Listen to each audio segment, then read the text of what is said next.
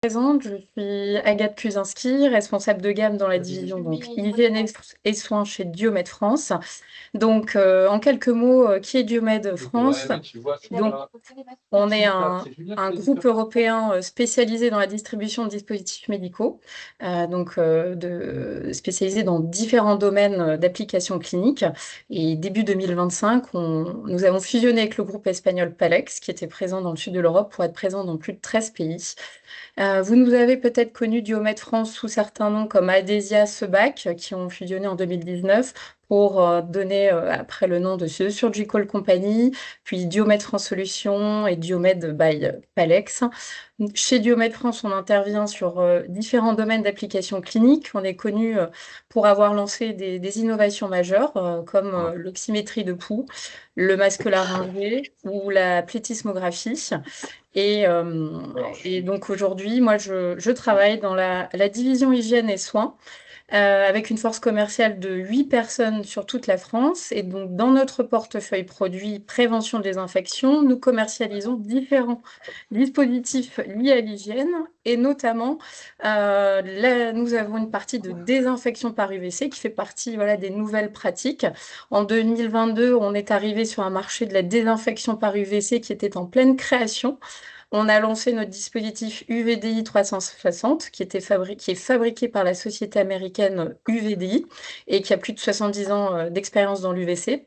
On a souhaité donc se rapprocher d'experts et de médecins français qui s'intéressaient à ces nouvelles façons de désinfecter les surfaces et ces médecins qui ont testé et à la recherche des solutions éco-responsables et durables. On a alors rencontré le docteur Olivier Meunier, qui est responsable du service d'hygiène au centre hospitalier d'Haguenau dans l'Est de la France. Le docteur Meunier, donc, il est le précurseur en France pour la désinfection par UVC. Donc, il était naturel qu'on se rapproche de lui pour tester notre solution de désinfection par UVC.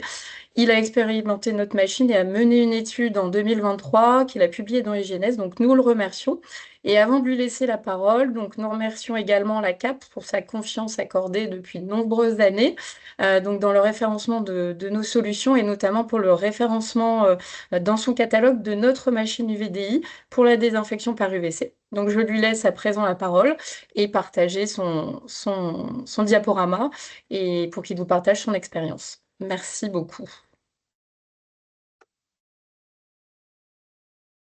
Micro. À vous la main.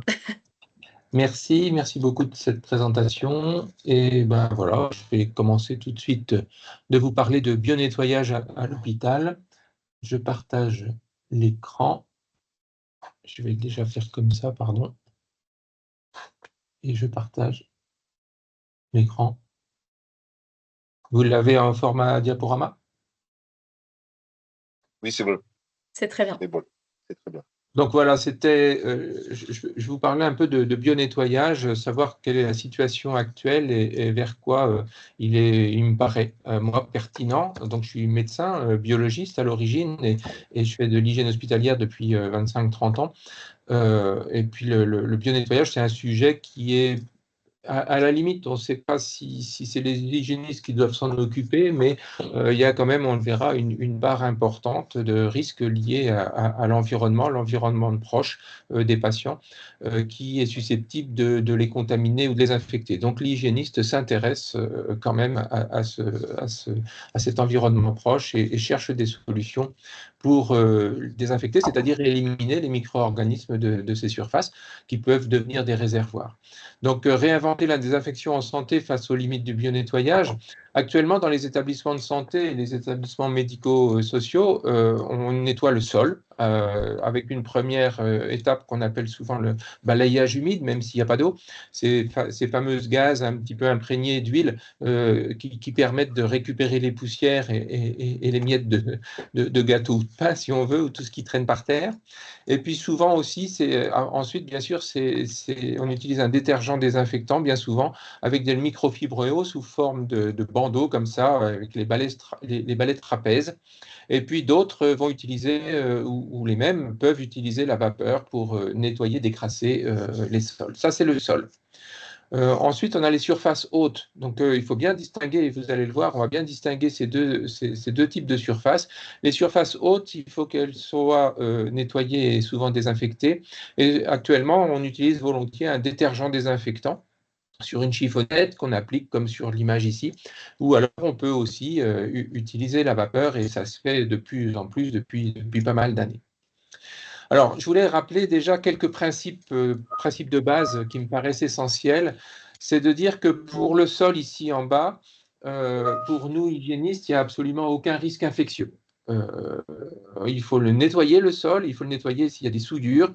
Et le résultat qu'on attend, c'est d'être simplement visuellement propre et accueillant. C'est important parce que du coup, visuellement propre et accueillant, c'est important, mais ne pas essayer d'aller au-delà, c'est pas nécessaire, par exemple, de mettre des détergents désinfectants, des désinfectants au sol, nettoyer pour que ça soit visuellement propre. Et ça permet de revenir d'ailleurs sur la petite image que je montrais tout à l'heure avec le balayage humide.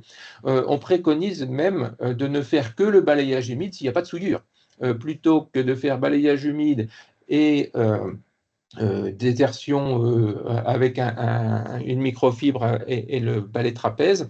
Actuellement, souvent dans les services, ils nous disent qu'ils n'ont pas le temps de faire les deux, donc ils font que au mouillé avec le bandeau microfibre et de l'eau ou avec un détergent.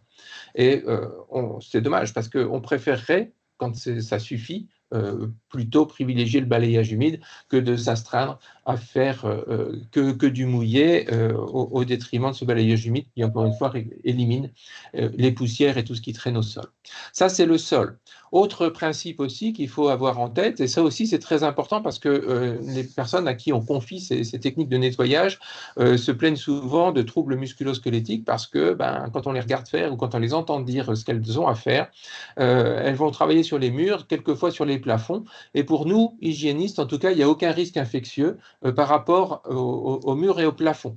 Et là, pareil, on va nettoyer si c'est sale, mais pas s'astreindre à nettoyer tous les jours, ni même à la sortie des patients, ni même une fois de temps en temps. On nettoie que si c'est sale, c'est murs et plafonds, parce qu'il n'y a pas de risque infectieux derrière. Et ça nous permettra de nous focaliser ou garder du temps pour les surfaces qui méritent vraiment d'être nettoyées et désinfectées. Donc pour murs et plafonds, comme pour le sol, le résultat qu'on attend, c'est un visuellement propre et accueillant. On rentre dans la chambre, ça doit être propre et accueillant.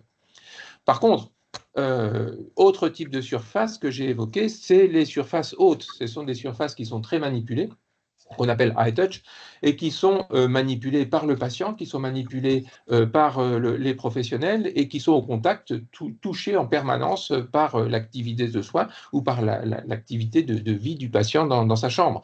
Donc ce sont toutes ces surfaces-là que j'ai coloriées en orange si vous voulez, l'interrupteur, l'adaptable, la table de nuit avec tous ces tiroirs, la potence et le lit.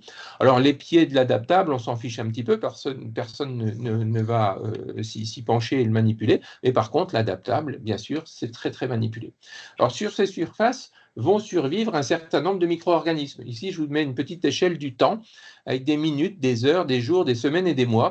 Et on sait qu'un certain nombre de micro-organismes sur une surface inerte vont être capables, s'ils ne se multiplient pas, en tout cas, de survivre. Et donc, c'est le cas pour les Clostridium difficile, sous forme de spore qui va survivre des mois et des mois, peut-être même des années. Les virus nus ou certains virus très résistants, comme le virus de l'hépatite B, on sait que ça survit très longtemps sur une surface. Donc, rotavirus, hépatite A, adénovirus pour les virus nus. Parmi les bactéries, on a Acinetobacter qui va survivre dans l'environnement plusieurs semaines et les staphylocoques qu'on connaît bien qui vont aussi survivre sur des surfaces pendant plusieurs semaines.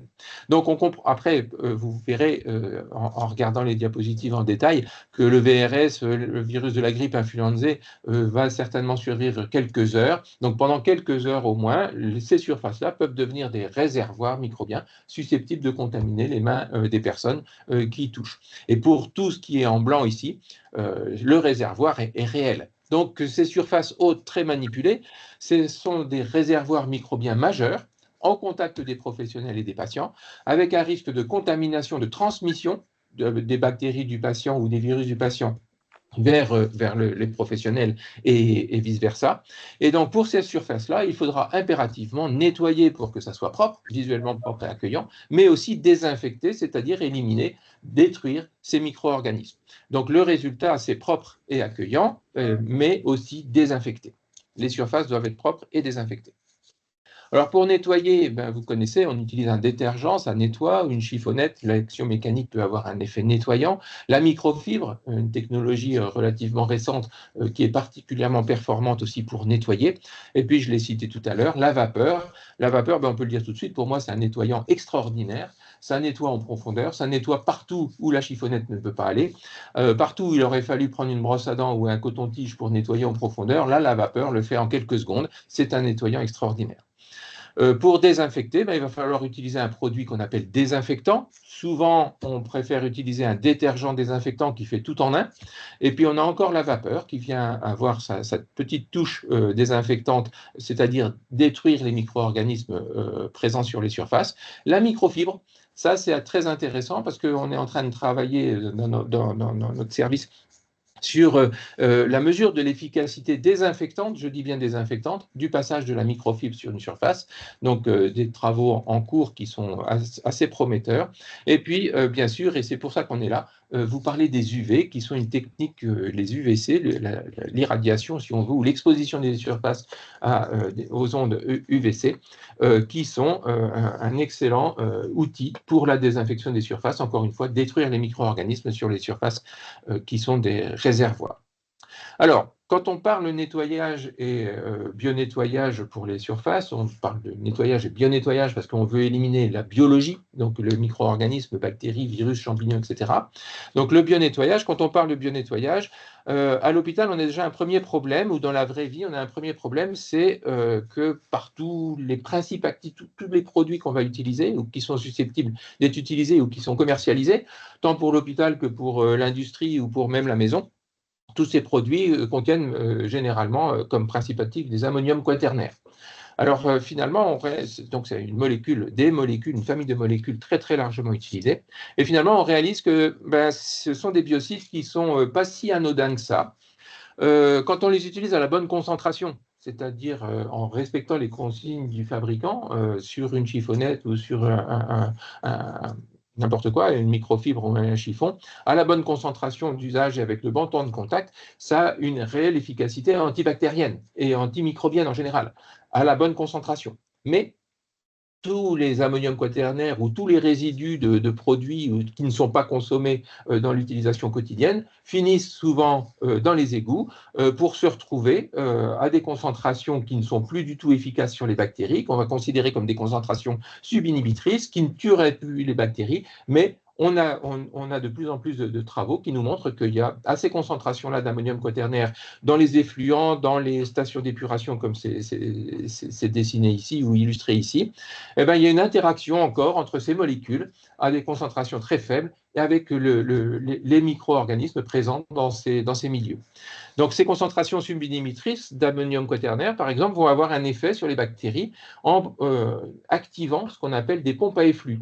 La bactérie, quand elle est agressée par quelque chose de toxique, comme un antibiotique ou un biocide ou même autre chose, elle est capable, certaines en tout cas, sont capables de produire, de fabriquer ou d'activer des pompes à efflux, c'est-à-dire des mécanismes actifs qui vont récupérer à l'intérieur de la cellule la molécule toxique pour la foutre dehors, la mettre à l'extérieur et s'en débarrasser. C'est un très très bon mécanisme de défense des bactéries vis-à-vis des deux molécules toxiques.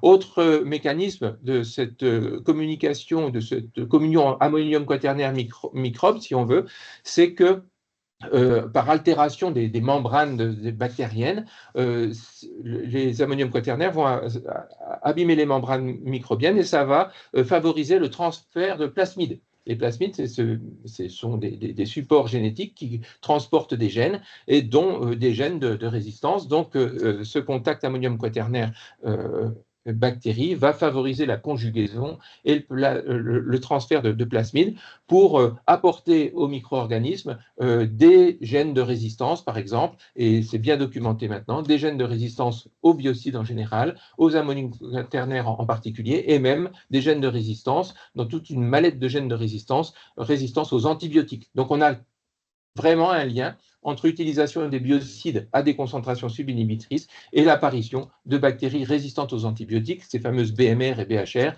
dont on entend beaucoup parler depuis pas mal d'années et qui nous posent et qui vont poser de gros problèmes. Et puis, troisième mécanisme, on sait aussi que les ammoniums quaternaires sur les bactéries vont favoriser l'hyperproduction d'un biofilm qui va protéger la bactérie de toutes les autres agressions.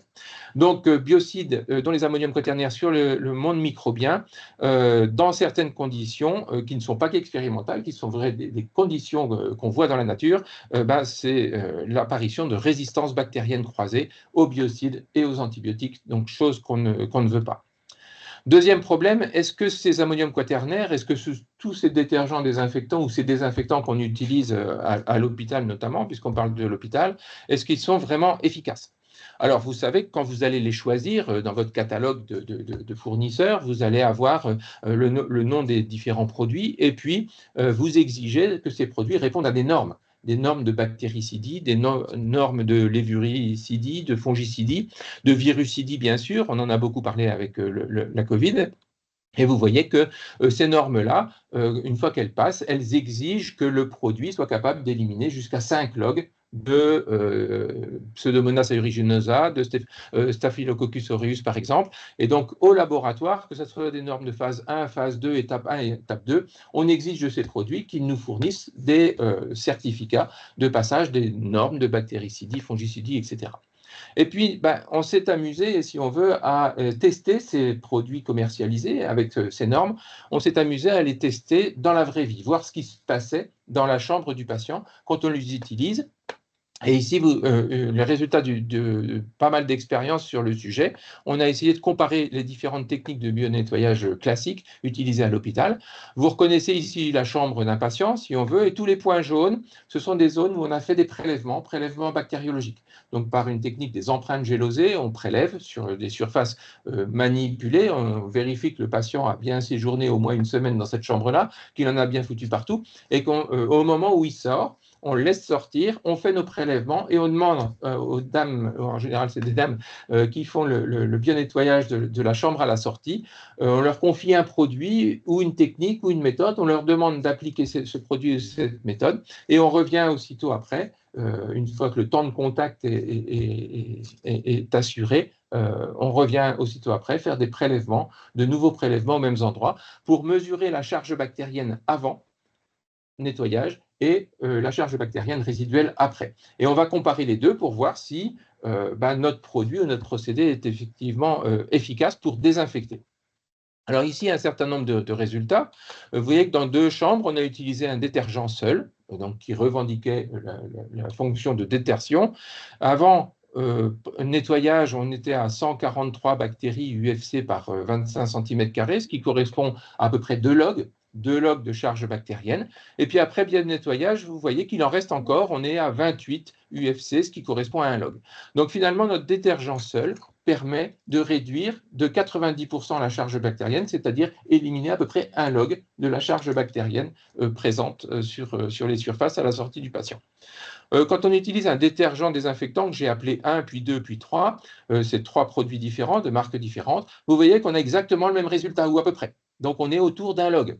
Alors que ces produits-là, 1, 2 et 3, revendiquent une activité désinfectante selon les normes de bactéricidie, virucidie, etc., que je vous ai présentées il y a 2 minutes. Donc au laboratoire, on va exiger une norme de bactéricidie qui élimine 5 logs des bactéries de l'environnement ou d'intérêt médical. Et puis on voit que quand on les applique sur les surfaces dans la vraie vie hospitalière, du 5 log, il nous reste encore, il n'y a finalement qu'un log qui a été éliminé, un log 2, 0,95 ici. Donc on n'a que 90% des bactéries qui sont éliminées. Alors c'est vrai qu'au départ, sur nos surfaces, on n'a pas 5 logs. Donc, c'est évident qu'on ne peut pas démontrer qu'on va éliminer 5 logs. Mais vous voyez que si on a 2 logs, alors que le produit revendique une activité de 5 logs, on aimerait bien que ces 2 logs disparaissent au moins complètement. Et donc, on a encore des résidus de bactéries sur les surfaces prélevées après le nettoyage. Quand on utilise un détergent désinfectant sous forme de lingette, la petite lingette qu'on va sortir d'une boîte les unes après les autres en fonction des besoins, vous voyez que l'efficacité est un petit peu moindre encore. On est à 0,6 log de réduction de la charge, qui correspond à peu près 50% des bactéries qui sont éliminées. Et c'est un peu loin de ce qu'on imaginait, puisqu'encore une fois, on imaginait que les produits permettaient d'éliminer 5 logs, c'est-à-dire tout ce qui était présent sur les surfaces. On a continué un peu nos travaux en utilisant des produits qu'on a l'habitude d'utiliser et de classer comme bactéricides, l'eau de Javel. Donc ici, c'était vraiment un stade expérimental, voir un peu si notre modèle était robuste et si, par exemple, quand on augmente la concentration d'eau de Javel, est-ce qu'on améliore la qualité de désinfection? Et puis, ben, c'est ce qu'on voit ici. Quand on utilise l'eau de Javel à 0,12% de chlore actif, ce qui correspond à peu près à ce qu'on imagine être un effet bactéricide, on a à peu près aussi un log de réduction de la charge bactérienne. Et quand on augmente fortement la concentration de notre Javel pour passer à 0,48, c'est la concentration 0,48-0,5, c'est la concentration usuellement utilisée pour être sporicide, se débarrasser des spores de Clostridium difficile. Quand un patient est hospitalisé dans une chambre et puis qu'il présente une diarrhée à Clostridium, on va nettoyer et désinfecter cette chambre, toutes les surfaces, avec un produit sporicide pour se débarrasser des spores que le patient aurait laissés derrière lui. Donc c'est à cette concentration-là. Et vous voyez que quand on augmente la concentration de Javel, dans notre modèle, on augmente aussi l'efficacité de la désinfection, puisqu'on est presque à 2 logs. Donc notre modèle expérimental, on le considère comme robuste parce qu'il y a une espèce de témoin positif ici qui nous montre l'efficacité grandissante en fonction de la concentration pour un produit qu'on connaît bien et qu'on utilise depuis toujours. Autre modèle qu'on peut utiliser, c'est le nettoyage et la désinfection par DSVA, la désinfection des surfaces par voie aérienne. Ici, c'est un mélange de peroxyde d'hydrogène et d'acide peracetique qui a été utilisé. Et vous voyez qu'après DSVA, pareil, même technique, on prélève juste à la sortie du patient. Là, il y a une étape de nettoyage quand même parce que ça désinfecte que sur les surfaces propres. Donc, il y a une étape de nettoyage, puis DSVA pendant le temps de contact requis par le fabricant. Et on a une efficacité, pas totale puisqu'il nous reste des bactéries après, mais on a une efficacité de 2 log,25. Donc ça, c'est pas mal. C'est le mieux qu'on puisse faire par cette technique finalement de DSVA qui a la réputation d'être la technique la plus efficace. Voilà, donc si je veux résumer ces résultats-là, vous avez 90% de réduction de la charge bactérienne, c'est-à-dire 1 log par des détergents. La vapeur, je ne vous l'ai pas dit, mais c'est à peu près la valeur qu'on obtient. La vapeur, c'est désinfectant, mais finalement pas beaucoup. C'est un excellent nettoyant, je le répète, mais c'est désinfectant, pas beaucoup plus que les détergents désinfectants, les microfibréaux et les différents désinfectants qu'on a utilisés, y compris l'eau de Javel à la concentration de 0,12% de chlore actif. Au milieu, on a certains appareils vapeur qui sont peut-être un peu meilleurs, surtout si on prend le temps de passer la vapeur pour qu'il y ait un contact chaleur avec la surface à désinfecter le plus long possible. Et puis, nos 99% ou à peu près de bactéries éliminées grâce à l'eau de Javel fortement concentrée, et notre DSVA qui est à 99,5% de bactéries éliminées. Voilà la situation actuelle avec les produits qu'on utilise. Et puis, c'est ça mon deuxième problème, finalement, c'est que nos détergents désinfectants et nos désinfectants qu'on utilise depuis 40 ans n'ont pas l'air d'être aussi efficaces qu'on espérait. Et ce n'est pas parce qu'on a mis le produit que les bactéries ont disparu. Malgré le fait que ces produits-là revendiquent le passage de normes de bactéricidie, virucidie, etc. Alors du coup, ces ammoniums quaternaires qui nous posent ce premier problème de résistance, d'utilisation de biocides, de lien avec les résistances bactériennes aux antibiotiques, et puis ce problème de finalement faible efficacité, qu'est-ce qu'on peut proposer comme alternative? Et c'est là que, juste après le Covid, ou dès la première vague du Covid, les fabricants sont venus nous proposer une alternative à la désinfection par la chimie en utilisant l'exposition des surfaces aux UVC. Et puis bon, je suis un peu curieux de nature et puis j'avais envie de voir un peu ce qui se passait avec ces UVC. Et on a essayé, on était agréablement surpris des résultats. Je vous montre les résultats. Alors déjà, que sont ces UVC? Ce sont naturellement des UV qui sont des rayonnements qui sont émis par le soleil. Et ici, vous avez toutes les ondes émises par le soleil, les infrarouges, la lumière visible qu'on connaît bien avec l'arc-en-ciel. Et puis, ce qu'on ne voit plus, c'est les UVA, les UVB, les UVC. 68% des UV sont des UVA, 24% des UV sont des UVB et 8% des UV sont des UVC. Vous voyez que les UVA traversent Ici, 95% des UVA vont traverser l'ozone et l'atmosphère pour venir sur la Terre. Les UVB, 5% des UV produits par le Soleil traversent pour rejoindre la surface de la Terre, alors que les UVC ne traversent pas. L'atmosphère et la couche d'ozone bloquent le passage des UVC, et heureusement, parce que ces UV sont particulièrement toxiques. Et ils sont cytotoxiques, ça détruit les cellules. Donc, il n'y aurait pas de vie sur Terre si les UV du Soleil, les UVC du Soleil traversaient l'atmosphère. Donc, les UVA, on les connaît, ils sont responsables du bronzage, du vieillissement de la peau, le coup de soleil et l'endommagement des tissus et de l'ADN par les UVB. Et en été, on se tartine de crème pour se protéger.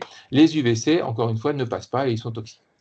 Le mécanisme d'action de ces UVC, c'est détruire l'ADN, en détruisant les dimères de pyrimidine, donc désorganiser complètement l'ADN, et ce qui entraîne la mort des cellules vivantes qui contiennent cet ADN, matériel génétique, support des gènes qui assurent la vie et leur reproduction. Alors vous voyez que le spectre est très large. Ici en haut, ce sont des moisissures, c'est Aspergillus fumigatus. Ici, des bactéries en biofilm, des bactéries de toutes sortes, et puis les virus, tout est éliminé, tout est détruit grâce à l'exposition par les UVC.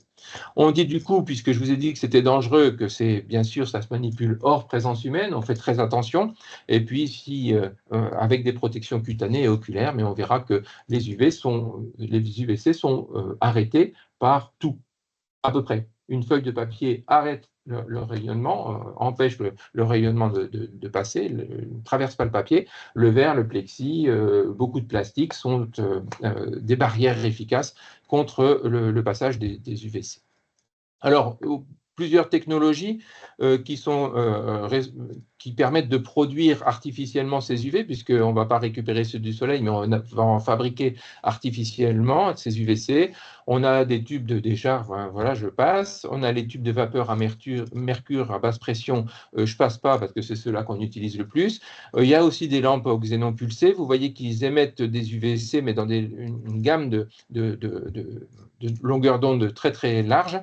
Et puis, il y a aussi maintenant des LED qui permettent de produire des UVC avec une gamme de rayonnement en nanomètres de longueur d'onde qui est assez large aussi. Le pic le plus efficace pour être microbicide, c'est à peu près 254 nanomètres de longueur d'onde, et c'est ce que permet de produire les tubes à vapeur de mercure à basse pression. Alors, on va passer sur ces détails techniques, mais sachez que ce qui est très important, voilà, c'est l'UV-dose délivrée par la lampe sur la surface à désinfecter, la surface exposée. L'UV-dose, c'est la quantité d'UV qui va arriver sur la surface, et il faut une certaine UV-dose pour que la surface soit effectivement débarrassée des micro-organismes qu'elle héberge. Donc cette UV-dose qui se mesure en millijoules par centimètre carré va dépendre de la puissance de la lampe, va dépendre de la distance entre la source et la cible, et va dépendre aussi de la durée d'exposition. Alors ça, c'est très important, parce qu'on du coup, on a 3 paramètres. Bon, une fois qu'on a acheté la lampe, la puissance est la même, donc ça ne bouge pas, et puis ça vieillit à peine, donc c'est pas, la puissance est fixe. Mais par contre, on va pouvoir jongler sur la distance et sur la durée d'exposition. Si vous voulez, pour être clair, si vous voulez une UV-dose efficace pour désinfecter du staphylocoque à 3 mètres, 3 mètres, c'est peut-être un peu loin de la source, mais en augmentant la durée d'exposition de 5, 10, 15, 20 minutes, peut-être 1 heure, 3 heures s'il faut, vous arriverez à obtenir l'UV-dose nécessaire pour être bactéricide, virucide, fongicide à la distance qui vous intéresse. Et à l'inverse, en quelques minutes d'exposition, vous serez parfaitement désinfectant en délivrant l'UV-dose nécessaire en quelques minutes, du coup, si la distance est très courte entre la source et la cible. Donc on va jongler là-dessus, et puis c'est important de savoir comment on peut être bactéricide ou microbicide avec la lampe que l'on utilise. Alors c'est un chapitre important parce qu'actuellement il n'y a pas de normalisation.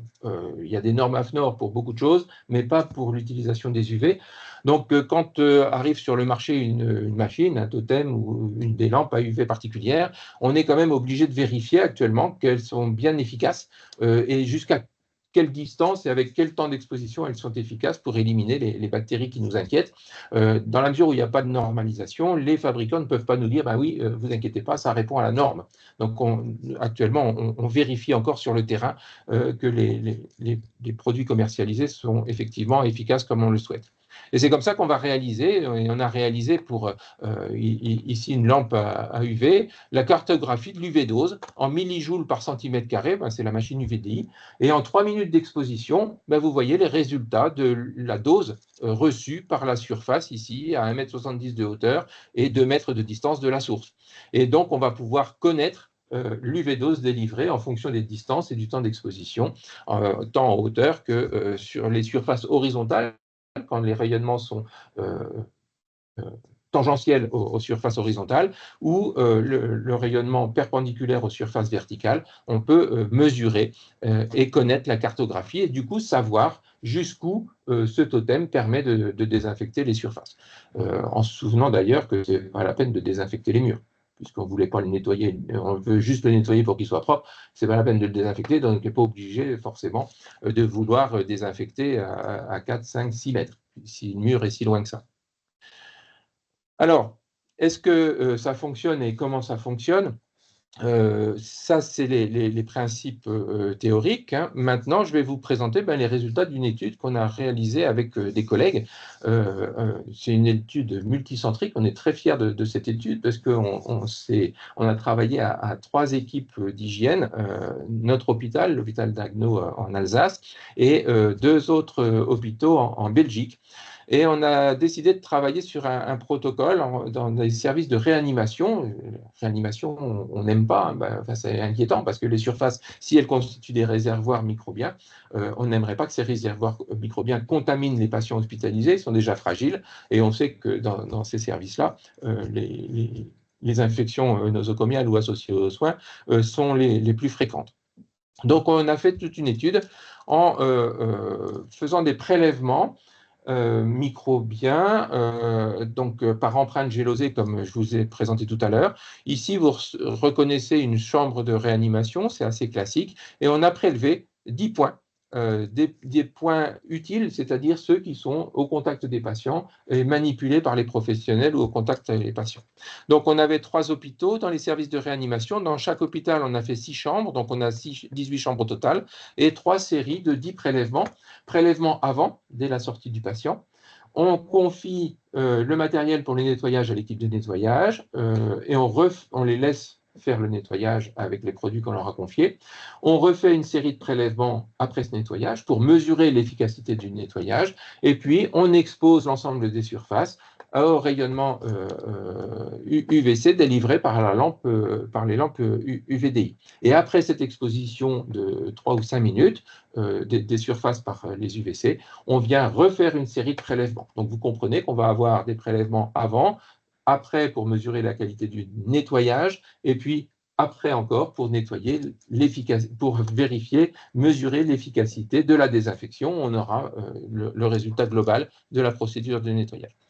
Alors, on a rajouté une petite étape dans ce travail, c'est que à la sortie des patients, effectivement, on fait une série de prélèvements avec ce dispositif-là, empreinte gélosée, mais on a sali les surfaces artificiellement. On a rajouté un gel fluorescent qu'on dépose sur les surfaces par des petites empreintes de gel. Et puis, on a confié dans 3 des 6 chambres des microfibres et de l'eau, simplement microfibres et eau pour le nettoyage. Et dans 3 autres des 6 chambres, pour les 3 établissements pareils, des microfibres, la même microfibre, mais avec du Surfagno, c'est un détergent désinfectant bien connu qui est largement utilisé dans nos hôpitaux. Et donc, après nettoyage, on revient d'abord vérifier la qualité du nettoyage, c'est-à-dire la disparition des spots fluorescents qu'on avait, de gel fluorescent qu'on avait déposé un peu partout. Donc, on va pouvoir mesurer le pourcentage de la surface nettoyée. On va reprélever pour mesurer en réduction de la charge bactérienne sur les surfaces, l'efficacité de cette première étape de nettoyage microfibre et eau ou microfibre Surfagnos. On expose les surfaces par 2 ou 3 points de 5 minutes à chaque fois aux UVC délivrés par UVDI. On en profite pour vérifier qu'on a bien la bonne dose aux bons endroits cibles, la bonne dose UV dose pour être efficace. Et puis on en profite aussi pour mettre des petites ampoules qui contiennent des spores de bacillus pour voir si par hasard nos UV n'auraient pas une efficacité sur les spores de bacillus, ce qui serait une bonne chose et qui pourrait nous faciliter la vie plutôt que de choisir de la chimie compliquée. Et on refait notre troisième série de prélèvements pour vérifier tout ça et mesurer tout ça. Alors, premier résultat, je vous rappelle que du coup, on a 180 prélèvements qui sont faits avant. Et première surprise, c'est que les surfaces sont nettoyées et on ne retrouve aucune trace de notre gel fluorescent que dans 22% des cas. Donc, 22% des cas, c'est un quart des surfaces qui doivent être nettoyées le sont parfaitement, c'est-à-dire que la salissure qu'on a rajoutée artificiellement a été éliminée. On trouve cette salissure qu'on a ajoutée, ces petits spots-là, qui se déplacent, qui sont étalés. Donc, dans 29% des cas, on voit une trace résiduelle de cette salissure. Et dans 49% des cas, presque la moitié des cas, des surfaces, finalement, le nettoyage est absolument pas fait puisque les spots sont intacts.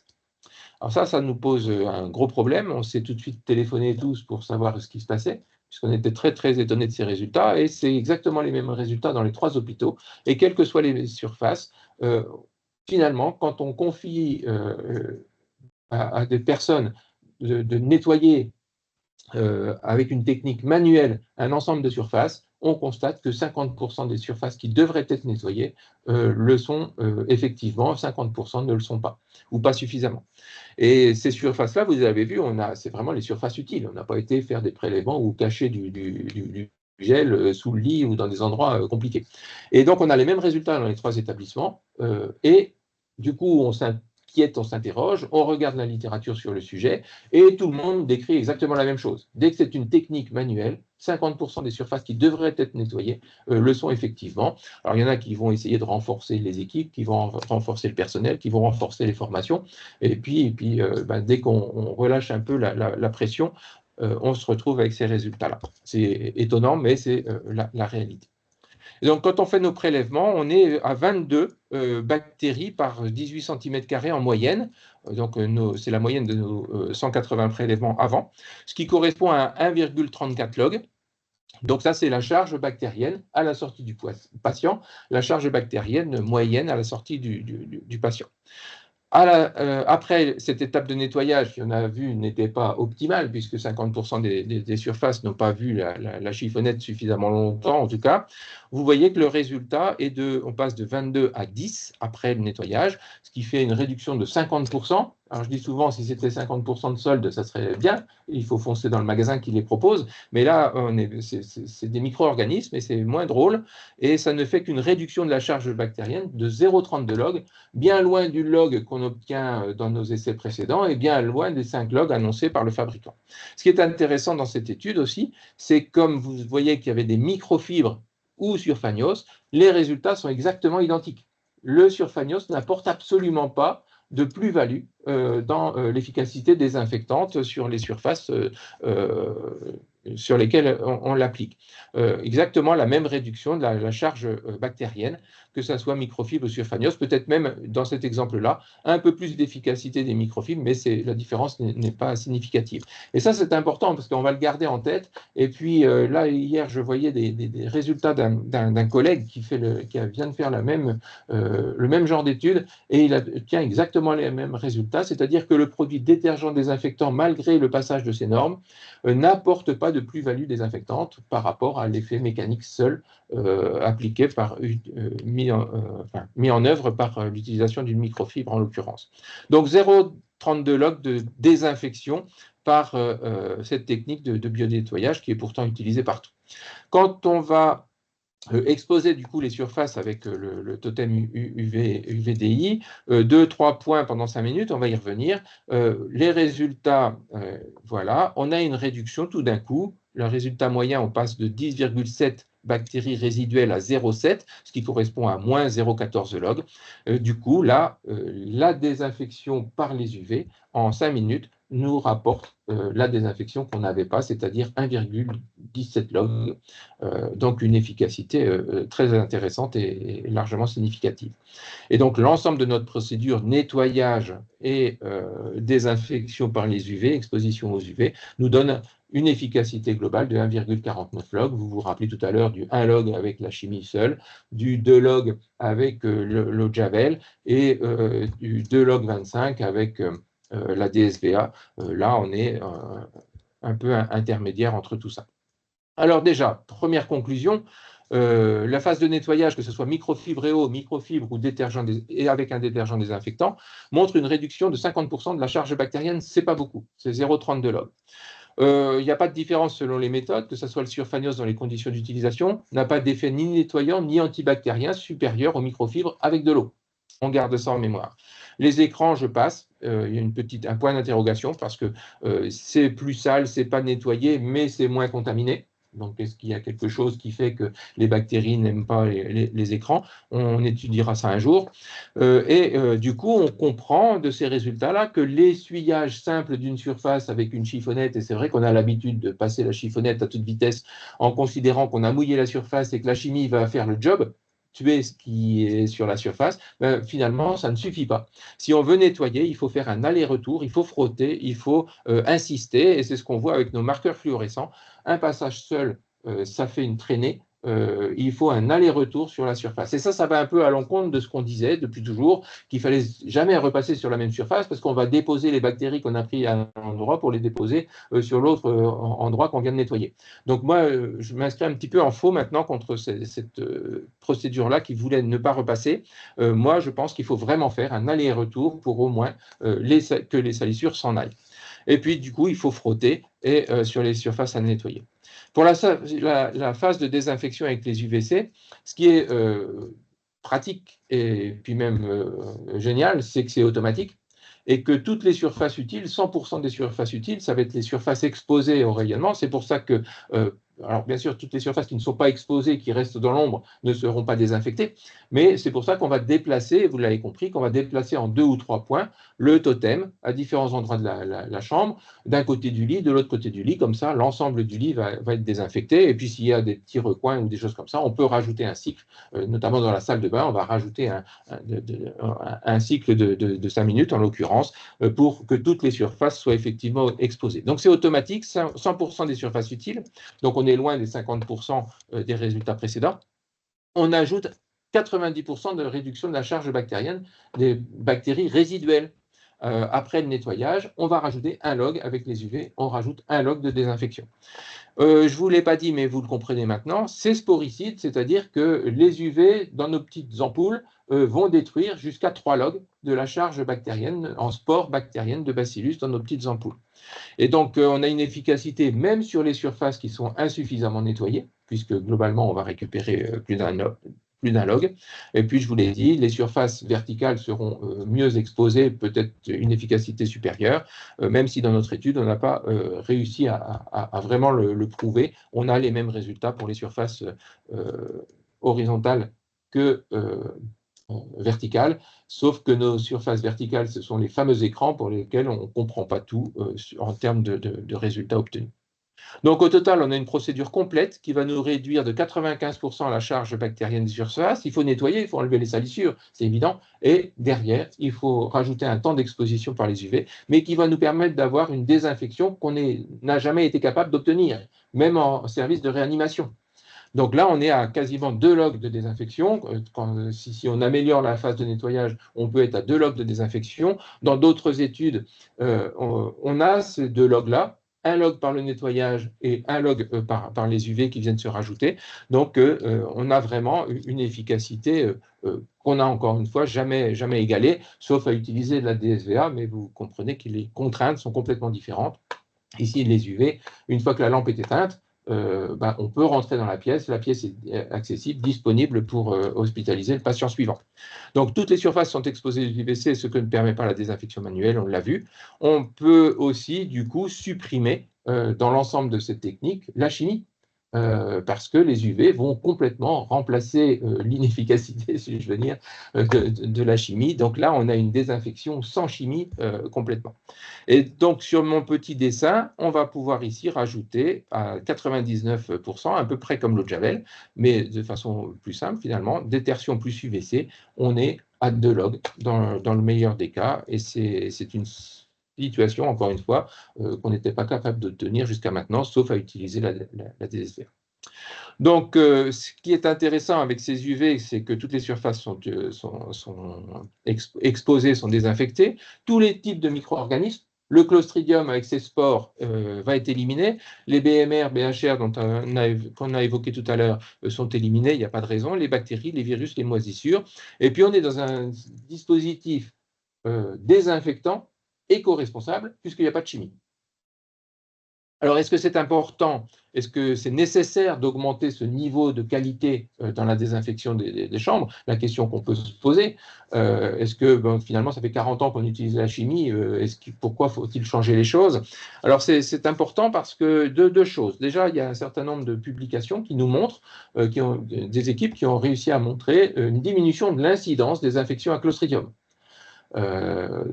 Avec l'utilisation des UV de façon systématique. Donc, on va garder ces résultats-là en mémoire parce que c'est important.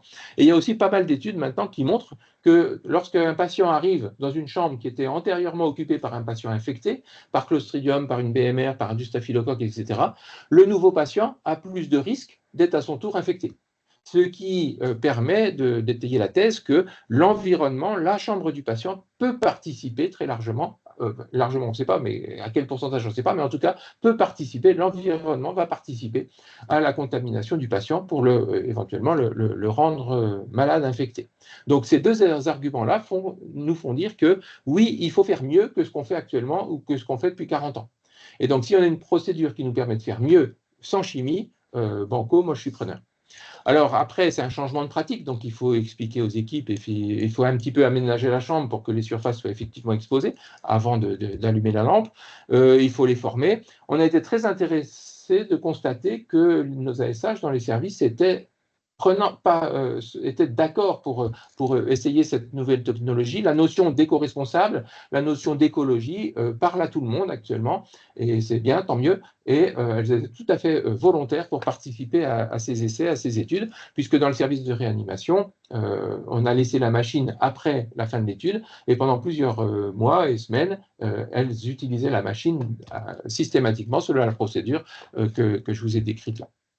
Donc voilà, nous, notre projet, on n'y est pas encore tout à fait parce qu'on n'a pas fait l'acquisition de machines, mais notre projet, c'est ça, c'est de remplacer la technique manuelle avec un produit détergent désinfectant qui contient des ammonium quaternaire ou du dioxyde de chlore ou d'autres choses, qui est une technique manuelle qui, à vue, ne touche que 50% des surfaces utiles, qui utilise de la chimie, qui ne divise que par 10 la charge bactérienne, 90% soit 1 log, et puis qui a un spectre antimicrobien limité.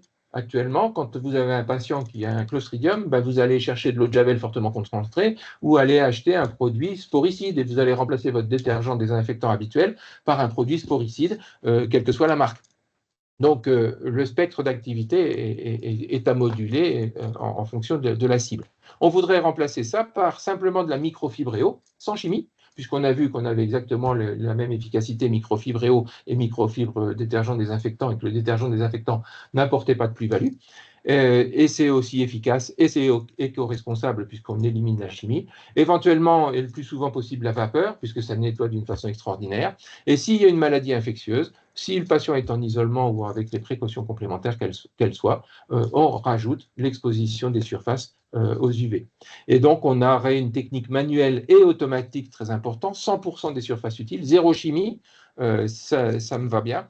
Ça divise par 100 2 log, donc la charge microbienne, avec un spectre antimicrobien qui est large, c'est sporicide. Donc, on n'est même pas obligé de changer de procédure si notre patient était infecté par du Clostridium dans sa chambre. Voilà ce que j'avais envie de vous raconter, les conclusions de nos essais, et puis comment on a envie de changer nos procédures pour aller vers quelque chose de plus efficace, c'est très important, et en plus éco-responsable, c'est quand même pas mal. Parfait. Merci beaucoup, Dr Meunier, pour votre intervention très enrichissante. On va maintenant passer à la session de questions-réponses. Donc, si vous avez une question, n'hésitez pas à lever la main et à poser votre question en indiquant votre fonction et votre établissement.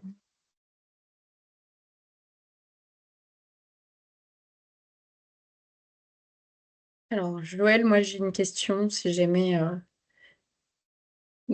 certaines personnes n'ont pas encore. Alors, moi, je m'adresse donc au docteur Meunier, donc en matière d'acceptabilité auprès de vos équipes, que vous avez mis en place ce nouveau procédé.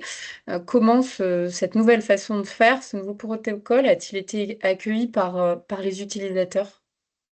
Il ne faut pas oublier que on rajoute du travail, hein, parce que le nettoyage, il faudra le faire, quoi qu'on fasse, avec un produit chimique, sans chimie, avec de la microfibre ou pas, ou avec la vapeur, il faut nettoyer. Il faut nettoyer avant de désinfecter, ça reste une réalité, c'est nécessaire, ne serait-ce qu'enlever les salissures sur ces surfaces-là.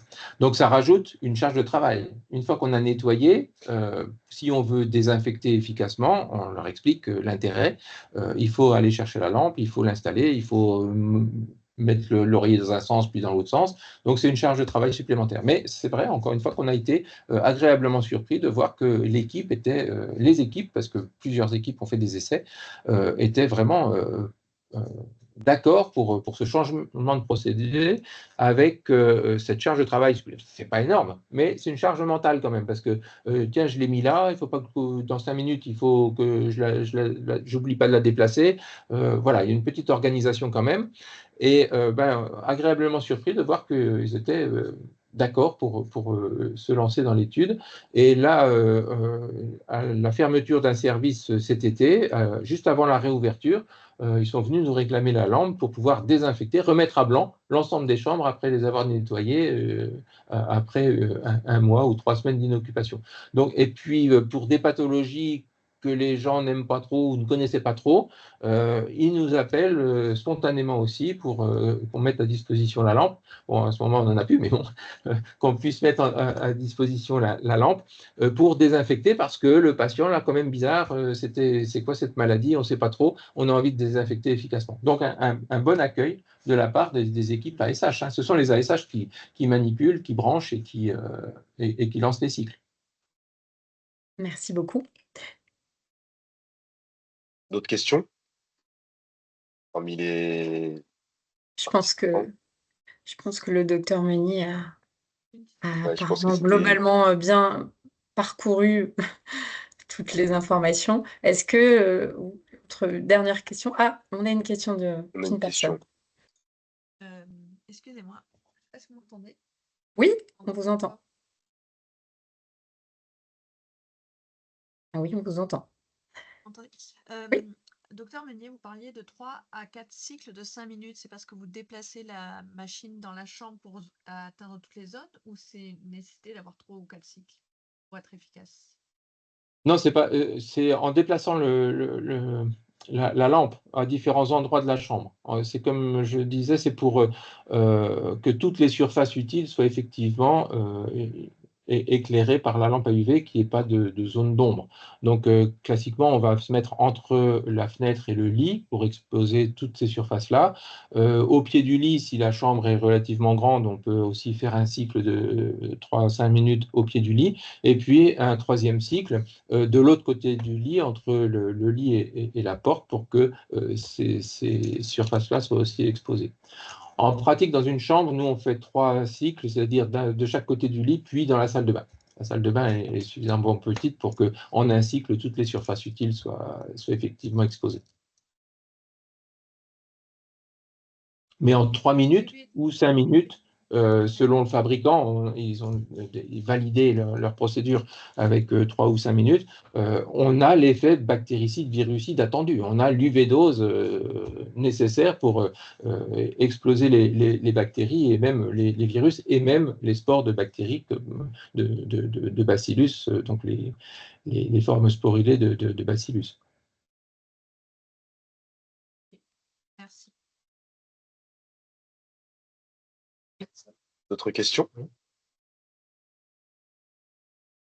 Moi, je je peux en poser une au docteur Meunier. Donc, vous l'avez utilisé en réanimation. Est-ce qu'il y a d'autres services dans lesquels vous avez testé, implanté, voilà, Oui, d'autres oui, dans les services que services l'ARIA? Oui, dans notre service d'infectiologie, là, ça a été largement utilisé pour des essais. Les premiers essais, on les a fait là. Et puis, on a fait aussi des essais en néonat. Enfin, à chaque fois qu'il y a un service volontaire pour essayer, on a fait des essais. On a fait des essais aux urgences, enfin, pas dans les urgences, mais dans unités de très court séjour. Des essais notamment de désinfection dans la salle de bain en comparant différentes techniques.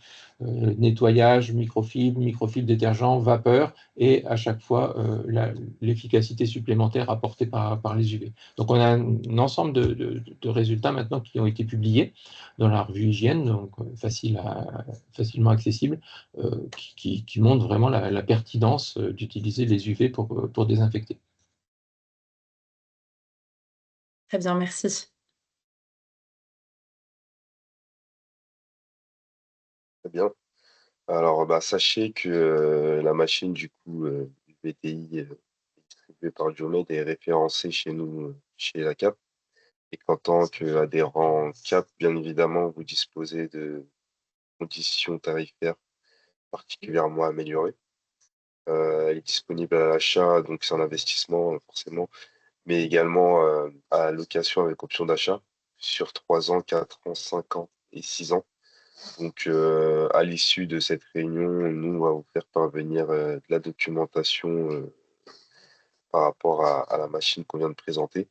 Et si vous avez besoin d'informations complémentaires, n'hésitez pas à revenir directement vers la CAP à l'adresse mail suivante, donc contact-du-6 équipement @cap.fr, où on s'efforcera de vous présenter un peu toute la partie commerciale si vous souhaitez justement acquérir ce nouveau dispositif.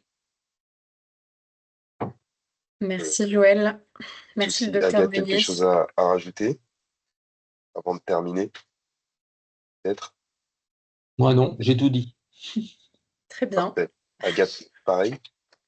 Tout est dit. Merci Monsieur Meunier pour cette intervention. Et voilà, n'hésitez pas à revenir vers Joël de la CAP. Et nous, Diomed France, ce sera un plaisir de vous accompagner dans le développement d'un projet si vous souhaitez essayer cette machine.